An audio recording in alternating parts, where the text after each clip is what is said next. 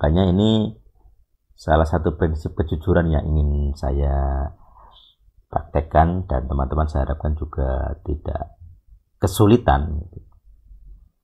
Oke, saya coba share beberapa ini ya. Beberapa ayat. Jadi dasar yang saya pakai sebagai malam ini ya, Keluaran 12:16, dan mengucapkan kesaksian dusta terhadap sesamamu. Tetapi ini ada kelanjutannya terhadap diri sendiri, yaitu apa? Misalnya begini.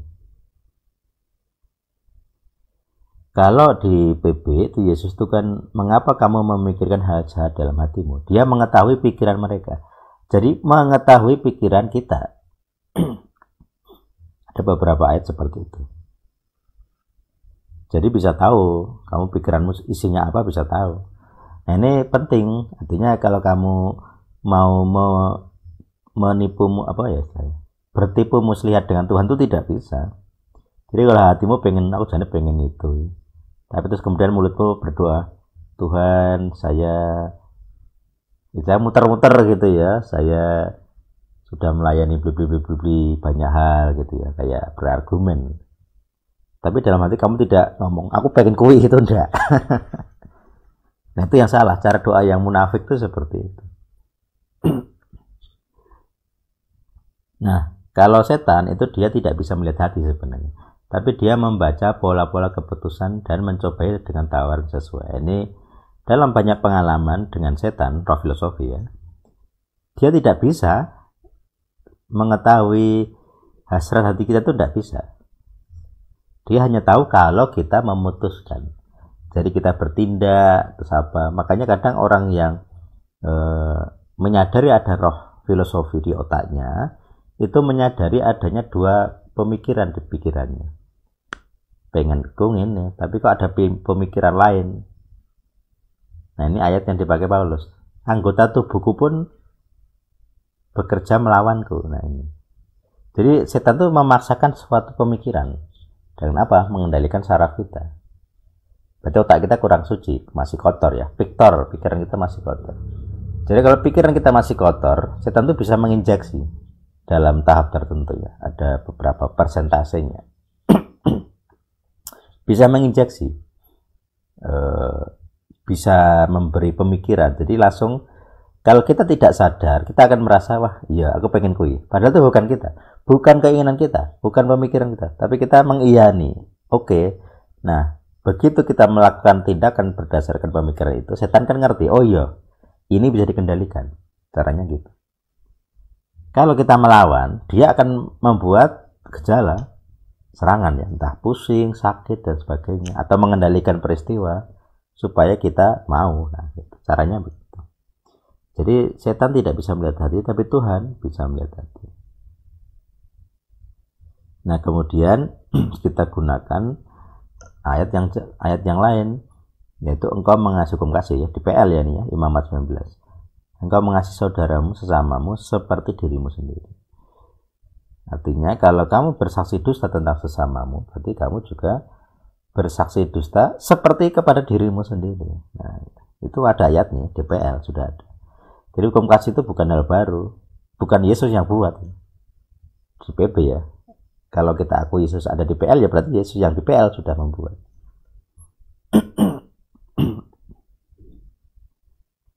Itu intinya. Jadi ayatnya itu, jadi konteksnya itu berlaku untuk diri sendiri dengan ayat itu, dengan hukum kasih itu. Kalau kamu berdusta tentang sesamamu, berarti kamu berdusta tentang dirimu sendiri. Itu cerminan.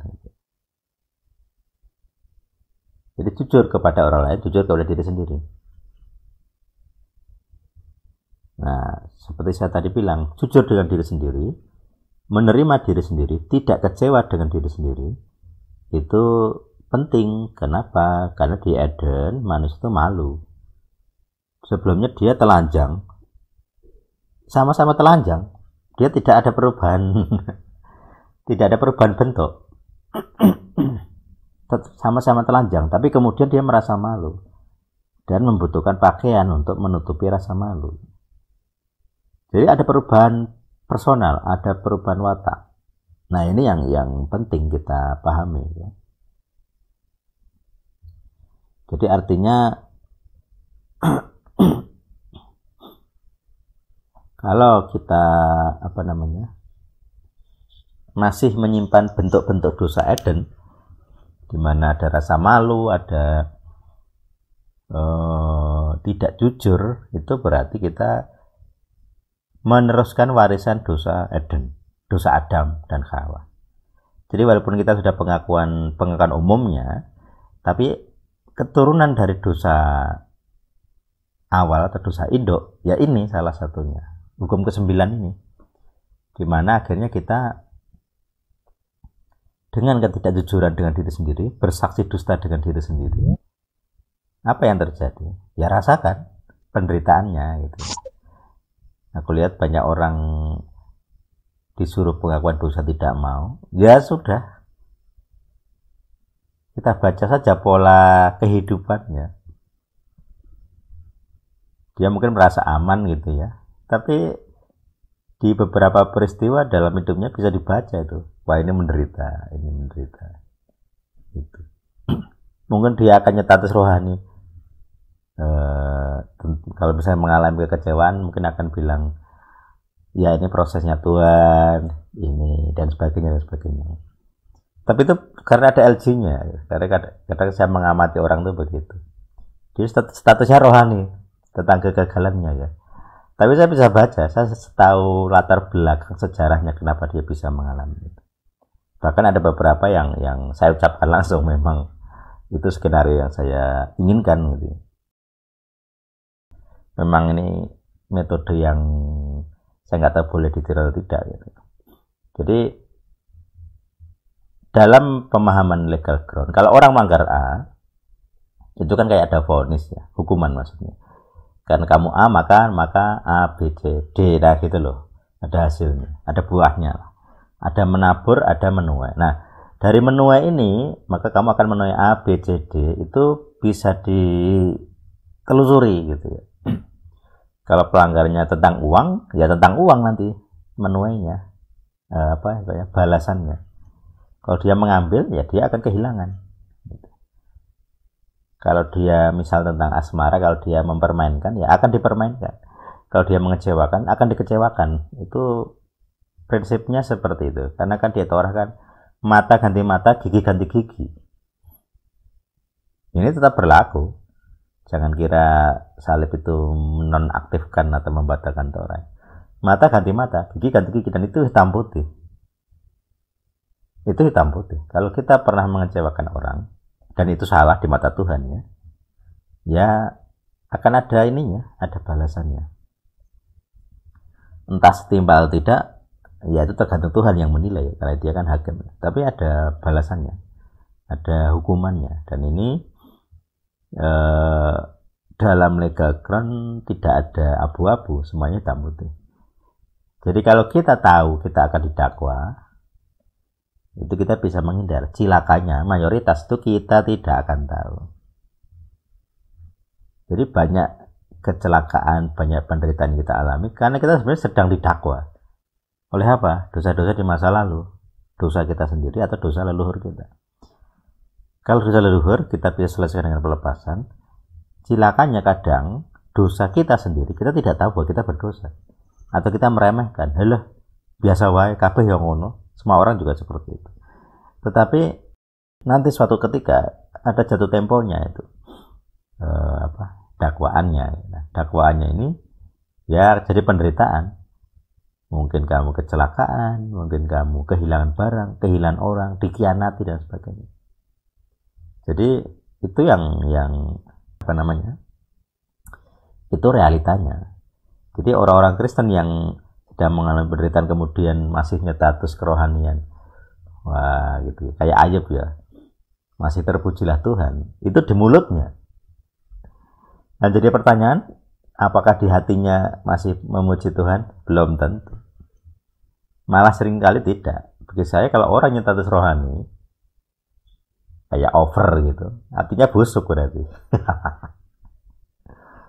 Kalau status-statusnya terlalu rohani, busuk malah. Ini tidak 100% ya, tapi 99%. Mau pendeta atau hamba Tuhan atau jemaat biasa. Kalau ekstrim ininya, jargon-jargon yang keluar, itu malah berbahaya. Kalau saya ya, ini tentang cara saya menilai orang. Jadi bentuk-bentuk yang terlalu rohani, yang terlalu ditonjol-tonjolkan, itu malah busuk. Itu maksudnya nanti sisi gelap pemerintah. Kalau kamu terlalu menunjukkan kamu sudah saat teduh misalnya, ya buat apa? Sama seperti Farisi itu nanti, kamu ingin dipuji orang, wah kamu saleh sekali. Hal begituan tuh harus berpikir keras, apakah saya akan membagikannya atau tidak. Apakah ini masalah kejujuran dan motivasi mulai. Kejujuran dan motivasi, apakah kamu sungguh-sungguh itu untuk mempermuliakan Tuhanmu? Jangan-jangan mempermuliakan dirimu sendiri. Ya.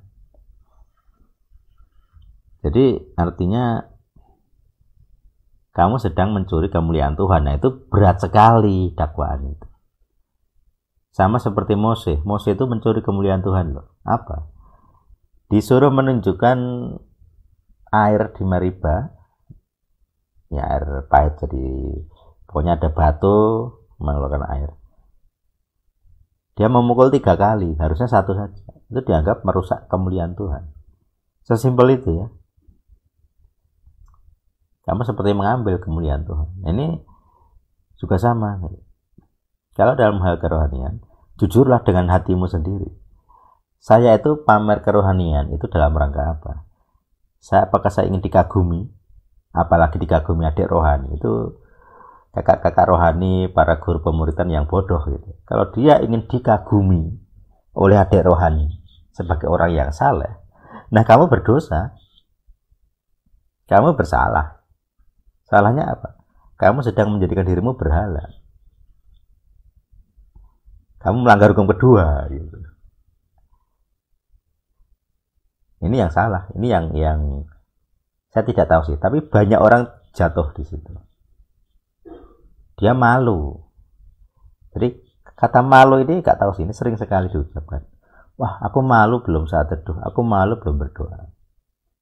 Jadi saya berusaha menghindari menekan orang dengan hal-hal yang seperti ini. Karena tendensinya orang akan malu. Malu akhirnya apa? Tidak jujur. Belum berdoa tapi ngomongnya sudah berdoa. Gitu ya. Karena ditekan. Kalau kamu ngomong belum berdoa, berarti kamu dapat cap. Kamu tidak salah, di jidatmu tulisannya tidak soleh, gitu.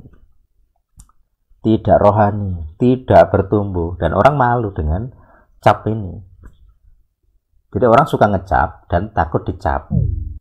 Kamu nggak saat teduh, kamu berdosa. Kamu kucur rambut, kamu berdosa. Kamu rebonding, kamu berdosa. Kamu rambutmu dikepang-kepang berdosa. Sok-sokan ikut Paulus gitu ya. Padahal nggak pakai jilbab juga. Sok-sokan anti berdandan gitu. Tapi nggak pakai jilbab, itu kan munafik gitu.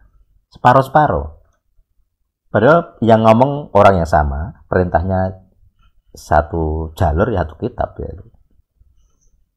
Tapi satu dilakukan, satu tidak. Sesukanya. Sambil mengklaim kami itu pemuritannya ikut Paulus. Makanya saya harapkan kalau di luar sana begitu kita tidak ikut gitu ya. Kita di Al-Sadik. Silahkan malu dengan orang lain silahkan. Tapi dengan dirimu sendiri jangan. Saya kadang pengen menunjukkan kamu tuh ini salahnya, tapi kan nanti malu walaupun hanya berdua ya bisa malu gitu. Akhirnya saya diam saja. Diam saja saya. Kalau saya tunjukkan nanti malu. Kalau bagi saya biasa saja. Saya seperti saya berusaha terbuka gitu. Kalau misalnya saya punya gangguan ya ceritakan. Seperti kemarin saya gelundung, bagi saya itu masalah. Itu masalah serius, berarti saya masih tersentuh. Walaupun ini sedikit kecil sekali ya. Saya cuman dari sisi motor ngores dikit di bodi kanan, remnya bengkok, masih bisa dilurusin, tidak perlu ganti dan itu murah sekali. Dari sisi jasmani jarem, memar karena benturan. Ada sih baret tapi nggak sampai luka terbuka ya langsung tertutup. Ya, gitu aja.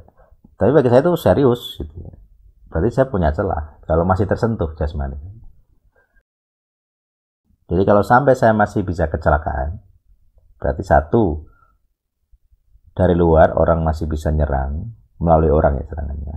Dari dalam pikiran saya masih ngeblank. Rata-rata orang kecelakaan kan ngeblank pikirannya, kosong, tiba-tiba kosong, tidak konsentrasi. Jadi kalau saya tidak konsentrasi berarti saya diserang.